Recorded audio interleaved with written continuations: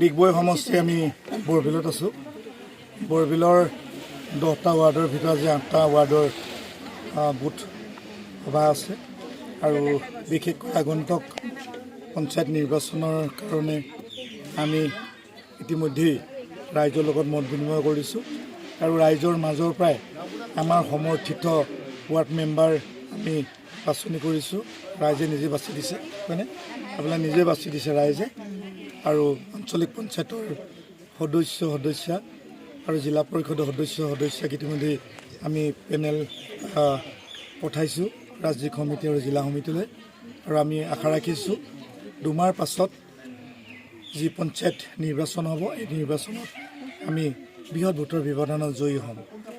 যিহেতুকে অসমৰ মাননীয় জনপ্ৰিয় মুখ্যমন্ত্ৰী ডক্টৰ হিমন্ত বিশ্ব শৰ্মা ডাঙৰীয়াই ইতিপূৰ্বে যে অসমৰ চুকে কোণে প্ৰতিটো সমষ্টি প্ৰতিটো জাতি জনগোষ্ঠীৰ কাৰণে বিভিন্ন ধৰণৰ অভিলাষী আঁচনিৰে ৰাইজক উপকৃত কৰিছে।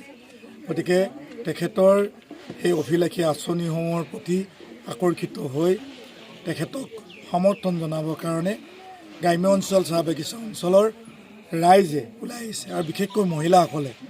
আমি পুৱা আজি 8 বজাৰ পৰা মিটিং কৰিছোঁ। এখন আমি 6 নম্বৰ মিটিং ৰাতিপুৱা 8 বজাৰ পৰাই মানে কেইবা শতাধিক মহিলা ওলাই আহিছে। আৰু এইবাৰ ডিগবৈ সমষ্টিত 13খন পঞ্চায়ত ভাৰতীয় জনতা পাৰ্টীৰ সমৰ্থিত প্ৰাৰ্থী জয়ী হ'ব আৰু জিলা পৰিষদ আঞ্চলিক পঞ্চায়তৰ আটাইকেইটা চিটতে আমি বৃহৎ ভোটৰ ব্যৱধানত ৰাইজৰ হৈ এইবাৰ যি প্ৰতিদ্বন্দ্বিতা আগবঢ়াব এইসকল প্ৰাৰ্থীয়ে নিৰ্বাচিত হ'ব বুলি মই আগতীয়াকৈ আপোনালোকক ক'লোঁ। ধন্যবাদ।